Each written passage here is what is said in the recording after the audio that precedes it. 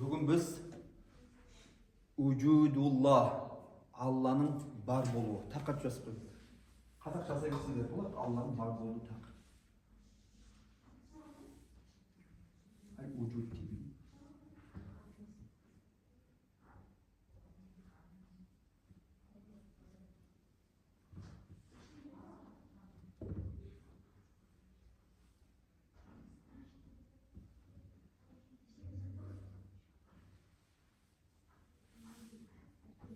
Уджуду. Алланың бар болуы. Кім айтады? Алланың бар болуы уәжіп пе, әлде мүмкін нәрсе ме? Мүмкін нәрсе. Шо ме екен? Алланың бар болуы, Нұрбол айтады, мүмкін нәрсеге жатады дейді. Әлде міндетті ме бар? Міндетті, уәжіп деген міндетті деген ба? Иә, дұрыс. Алланың бар болуы міндетті, дұрыс па? Ал Алладан басқа бүкіл нәрсе сиуалла дейді ғой. Алладан басқа бүкіл нәрсе ол бар болу не? Міндетті ме, мүмкін нәрсе ме? Мүмкін нәрсе. Алла қаласа болады, қаламаса жаратпайды, болмайды мысалы. Дұрыс па? Жазып қойыңыздар. Алланың бар болуы міндетті, ал Алладан басқа нәрселердің бар болуы мүмкін нәрсе.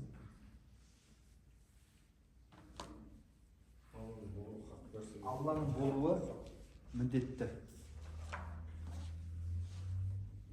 Алланың болуы міндетті, қалғандары мүмкін нәрсе. Жақсы. Бірінші әлемге тоқталайық. Кәуін деп айтады, әлем деп айтады. Әлем дегеніміз не ол? Кім айтады? Әлем дегеніміз не ол? Алдында айтқанбыз бір рет өткенде. Әлем дегеніміз күллу мә сиуалла. Алладан басқа бүкіл нәрсеге не деп айтады?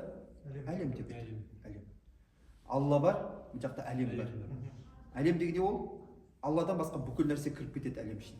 Тау, су, періште, жын, адам, хайуан, бүкіл нәрсе, планетаң болсын, күн, ай, бүкіл нәрседе кеңістік әлемге Әл-уәджә. әлем жазбайды. Әлем дегеніміз әлем бар болу дейді тақырып. Қазір енді Алланың бар болуын жазып қойдыңыздар, міндетті деп, Алладан басқа нәрсенің барлығы, яғни әлемнің бар болуы да, бар болмауы да мүмкін нәрсе. Енді бірінші Алланың бар екен дәлелдеу үшін әлемді мысалға келтіріп отырмыз. Түсінікті ме? Әлем. Әлем дегеніміз не ол? Әлем дегеніміз Алладан басқа бүкіл нәрсе. Алладан басқа бүкіл нәрсе. Алладан басқа бүкіл нәрсе әлемге жатады. Алладан басқа бүкіл нәрсе.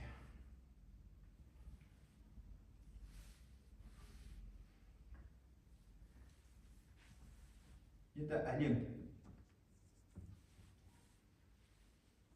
әлемді бөліп қарастырайық. Бірінші әлем дегеніміз Алладан басқа бүкіл нәрсе деп жазып қойдыңыздар ма? Анықтамасын әлемнің. Енді әлем деп жазыңыздар да, қазір бұны 3-4-ке бөлеміз. 1, 2, 3, 4 деп. Сөйтіп не ете беріңіздер?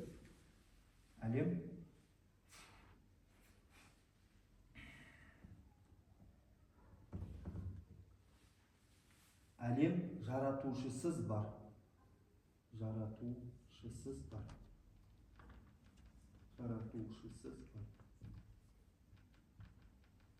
Әлем жаратушысы бар бірінші. Оны қалай түсінеміз? Әлемнің жаратушысы.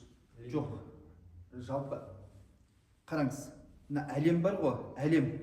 Әлем ішіне не кіріп кетеді? Алладан басқа бүкіл нәрсе. Су, топырақ бәрі кіріп кетті. Күн, ай, кеңістік бәрі кіріп кетті. Әлем деп алайықшы мысалға.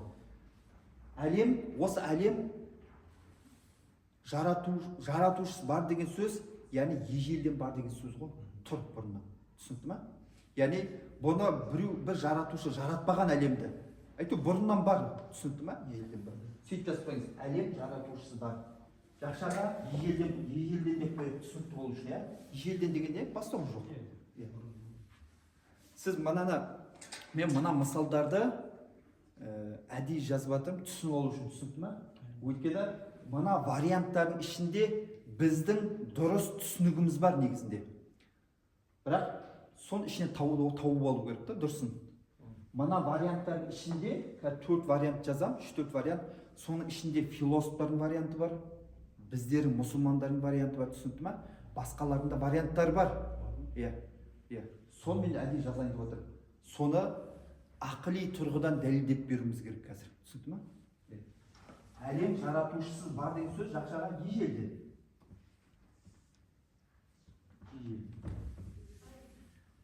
Біріншісі ол. Мына түсініп алдық қой, түсініп алдық қой.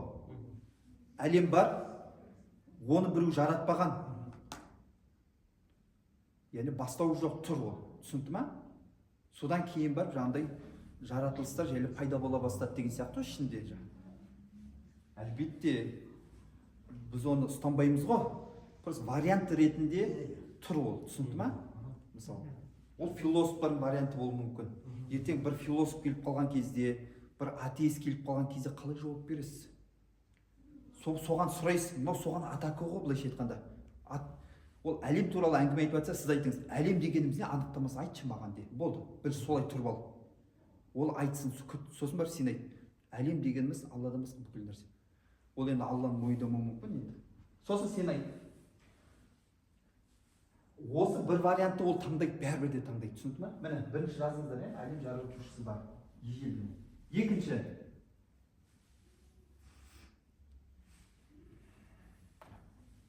әлем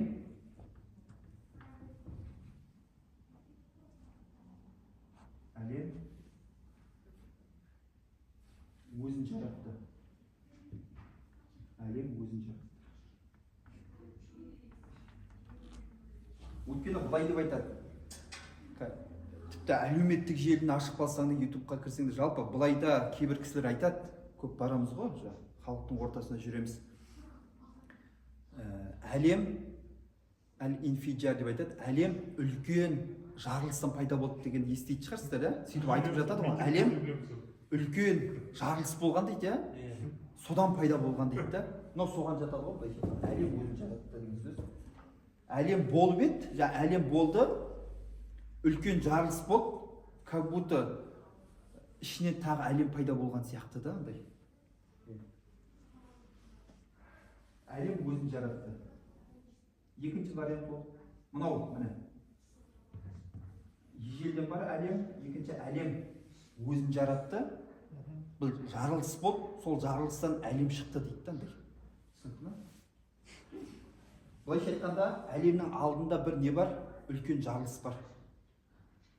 Мынаның алдында үлкен жарылыс бар, мынау как будто екінші пайда болған сияқты болып тұр ғой. Сол үлкен жарылыстан әлем шығып тұр ғой, әлем пайда болған. Философтардың айтатын, әлем өзін жаратты. Үшінші вариант. Үшінші вариант не? Сайкю.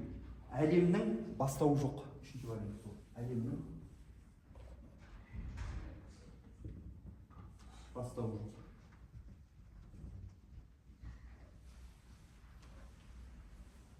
Мынаның бастауы бар ма, бастауы жоқ па, ежелден дегеннің? Кім айтады? Бастауы бар. Бар. Алладан. Жоқ. Жоқ. Қайсысы? Ең біріншісі айтады, ежелден дегенде айтады. Бастауы жоқ па? Бастауы жоқ бұл. Ежелден де. Ежелден деген бастауы жоқ. Қараңыз, үшінші вариант әлемнің бастауы жоқ қой. Бастауы жоқ, яғни әлем кете береді де, бір тоқтайтын нүктесі жоқ оның. Түсінікті ма? Тоқтайтын нүктесі жоқ. Мынау әлем өзін жаратты, өзін бар қылды, былайша айтқанда. Жоқ, сосын бар. Иә. Біріншісі әлем ол әуелден бар. Түсінікті ма? Әлем әуелден бар деген кезде бұның соңғы нүктесі бар ғой? Ол тұр ғой әлем, дұрыс па?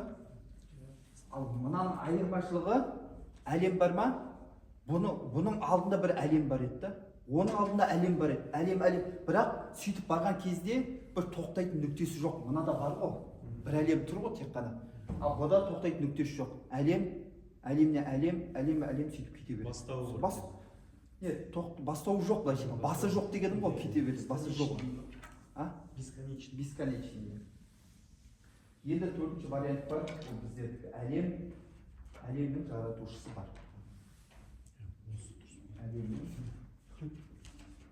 Осы ғой дейсің бізге келді. Ya hani жүрекке жаман тиеді. Көрдің ба, ол ақидада әлсіз адамдар бұлар сөйтіп азғырады. Сөйтіп адамды не істейді? Басын шатастырады. Әлемнің жаратушысы бар. Осы ол керек.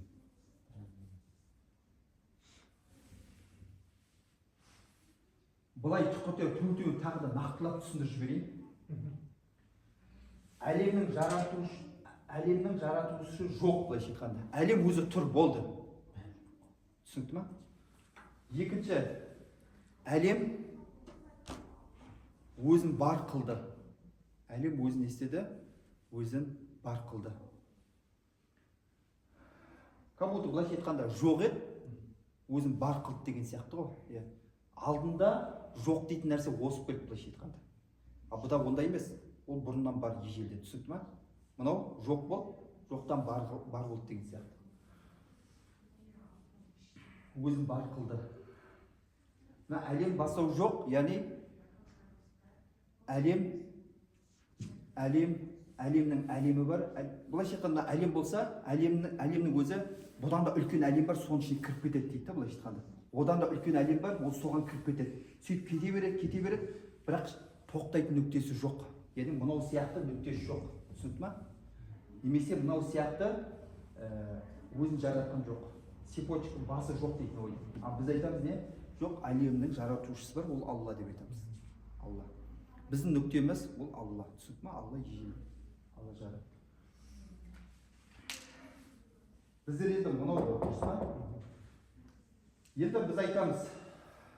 Дағы тоқталайық бірінші. Жалпы енді мынандай нәрсе қараңызшы. Әр нәрсенің бір жаратушысы бар ма сіздерге сұрақ? Мына қаламның жаратушысы бар ма, жасаушысы? Бар. Бірақ соны көру бізге міндетті емес, айтуы бар. Ол аспаннан салбырап түскен жоқ қой. Жүк кетеді, пайда болған жоқ, дұрыс па? Мысалға сен кетіп бара жатсың, жолда бір ашық жерді көрдің. Бір жыл өтті, бір жылдан кейін сол жерді қарадың, 3 қабатты үй тұрғызыпты да, мысалға. Үй тұрғызды. Сен не деп айтасың? Автомат түрі ойыңа не келеді? Мынаны біреу істеген деп айтасың да. Түсінікті ма? Біреу істеген деп айтасың. Сол сияқты біз не деп айтамыз? Әлем болса, әлем өздігінен пайда болған жоқ. Әлемді біреу істеген, значит ол. Бұл Алла деп айтамыз біздер. Түсінікті ма? Бұлар айтады, әлем жаратушысы бар, яғни ежелден, как будто Алла сияқты болып тұр ғой, Құдай сақтасын. Біз Алланы ежелден деп айтамыз ғой, Алланы басты ежелден деп, Бұлар не деп айтады, әлем жаратушысы бар, ешкім оны жаратқан жоқ, ол ежелден тұр. Кейін жаратылса жайлап ішінде пайда болды дейді, жаңағыдай. Яғни бұған ешкім әсер етпеген. Как будто мыналар бұлай айтып тұр. Сен жаңағыдай жазық жерді көрдің, бір жылдан кейін қайтып келген кезде, как будто 3 қабат үй өзіме өзі чүк етіп шыға салған ғой. Сонда бұған айтсаң, бұны біреу салған ғой десең, ол айтады, жоқ дейді. Ол өздігінен пайда болды дейді. Мыналар айтты ғой, ол өздігінен пайда болды деп айтады. Түсінді ма? Біз айтамыз, жоқ, оны жасаушысы бар деп айтамыз да. Түсінді ма? Ал бұлар айтады, жоқ, өзінен пайда болды. Енді бұларға қалай жауап береміз? Жалпы ақыли тұрғыда қағида ереже бар, ақыли тұрғыда. Бүкіл ақыли тұрғыдағы адамдар бір ауыздан келіскен. Қандай нәрсе ол? Бір нәрсенің екінші нәрседен басым болуы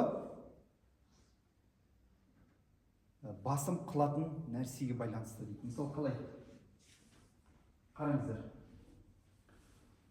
Таразыны алайық. Мысалға таразы бар. Таразының екі жағында еш нәрсе жоқ. Бұрын тас салғанда мынау басып, мынау көтерілетін еді ғой. Жоқ.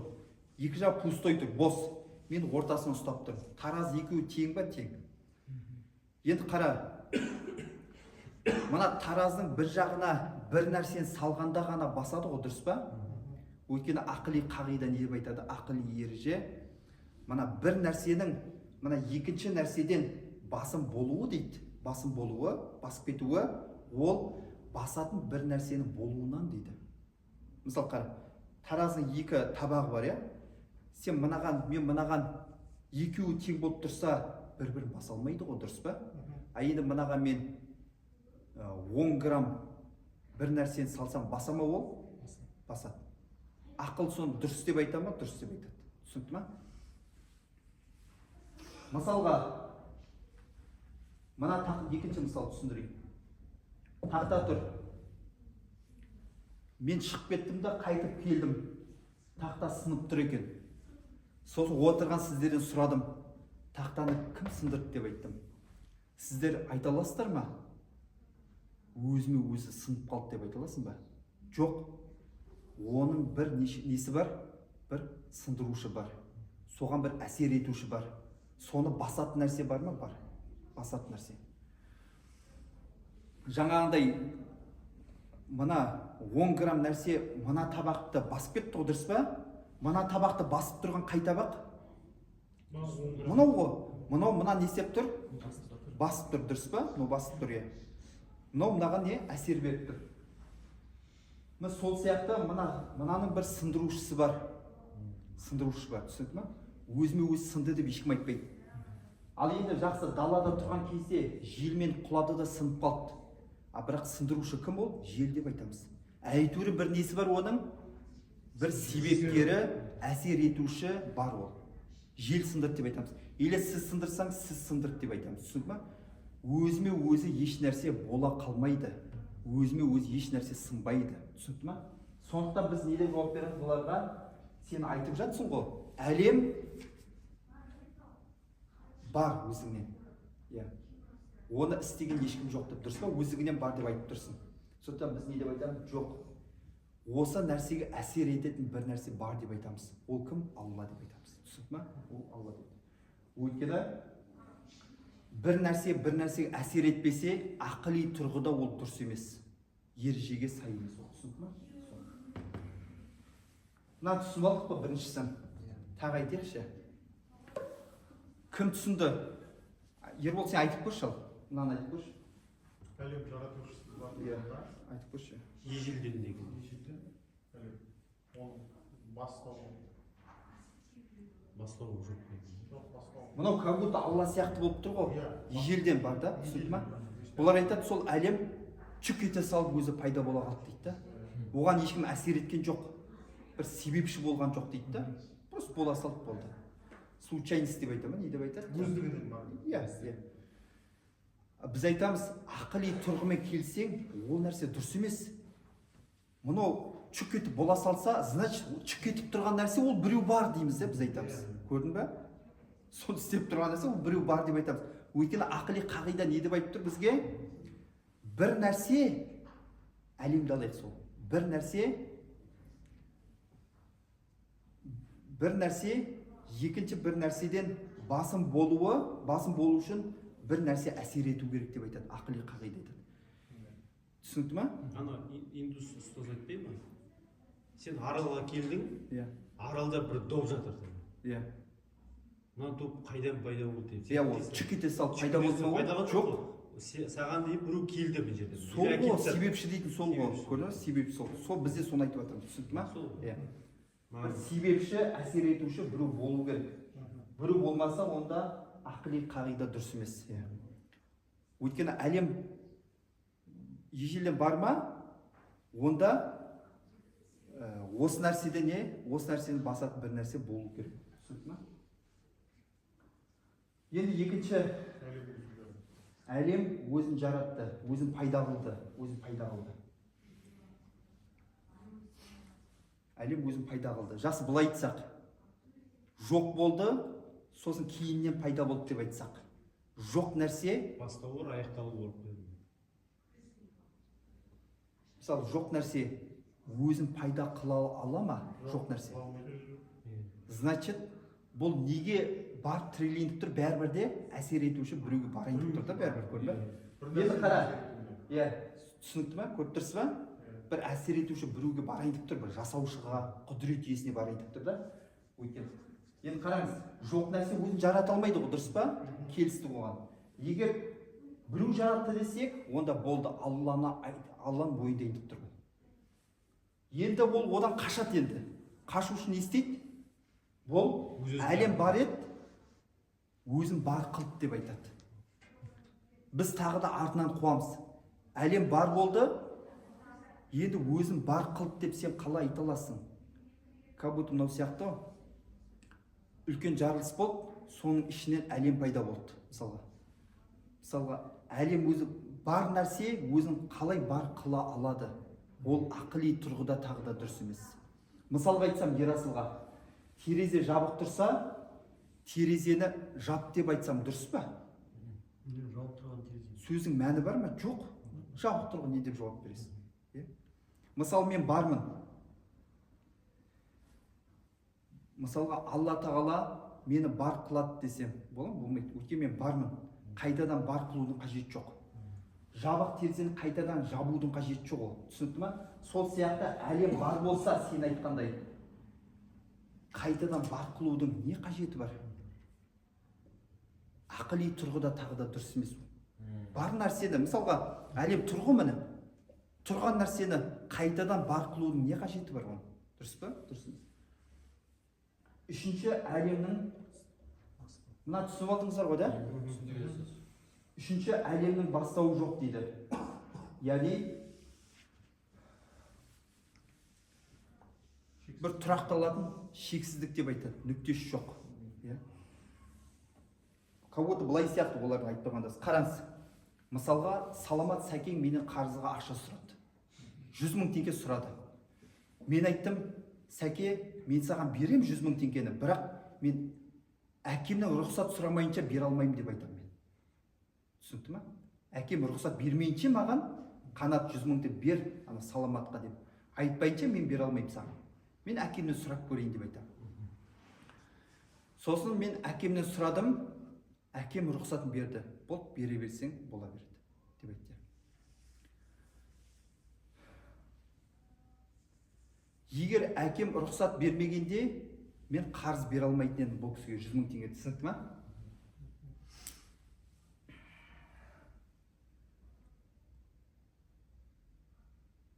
Енді қараңыз. Енді әкем рұқсат берді, қарызға берді, мен сосын барып қарызға бердім. Түсінікті ма? Енді бұл жердегі әкем не болып тұр? Әкем негізгі нүкте болып тұр ғой, былайша айтқанда. Әкем рұқсат бергенде ғана барып, мен қарызды ақшаны бере аламын. Әкем негізгі нүкте, әкем рұқсат бергенде барып, мына кісі ақшаны алайын деп тұр ғой, былайша. Ал әкем рұқсат бермесе, ақшаны ала алмай қалайын деп тұр бұл кісі. Енді қараңыз, түсінікті ма? Енді қараңыз. Мен әкемнен сұрадым, әкем айтты, мен әкемнен сұрайыншы. Ол әкемнен сұрайыншы деп кете берді солай. Мысалға, шегі жоқ, кетіп қалды. Енді мен мына кісіге 100 000 теңге бере аламын ба, егер шегі жоқ болса? Жоқ, рұқсат жоқ. Өйткені тірелетін точка нүктесі жоқ ол. Шешілмейді ол. Шешілмегесін сізге 100 000 теңгені бере алмаймын. Түсінікті ма? Бұл жерде әлемде сол сияқты, олар айтады, әлемнің шегі жоқ дейді. Біз айтамыз, қалай шегі жоқ? Әлемнің шегі болмаса, әлгі 100 000 теңгенің шешілмейтіні секілді, онда әлемде шешілмейді онда. Түсінікті ма? Әлемде онда шешілмейді. Онда ары қарай не істей береді? Кете береді. Шегі жоқ, кете береді. Әлем шешілмейді онда. Ақылға сыймайды. Ал енді ақылмен қараңызшы. Әкемнің әкесі, әкемнің әкесі кете бердік. Соңғы нүктесі жоқ. Енді сенің 100 000 теңгені алу мүмкін ба? Мүмкін емес. Сол сияқты әлемнің соңғы тірелетін нүктесі болмаса, мүмкін нәрсе ме ол? Мүмкін емес. Әлемнің болуы мүмкін емес онда. Ал төртінші вариант, ол біздердің ұстанатын вариантымыз, ол әлемнің жаратушысы бар. Ол кім деп айтамыз біздер? алла демейді. Алла. Түсінікті ма? Енді қараңыздар, уақыт болып қалды ма құптаным? Жоқ. Неше минут қалды? 1 минут қалды? Болды, осыны бітіреміз. 12 секунд. Жақсы, 1 минут. Енді жақсы. Құраннан Алланың бар екеніне, Құран хадистен Алланың бар екеніне дәлел келтіруге бола ма? Болады. Болмайды. Дұрыс емес ол нәрсе. Енді Құранға сенген адам не? Аллаға сенбей ма не?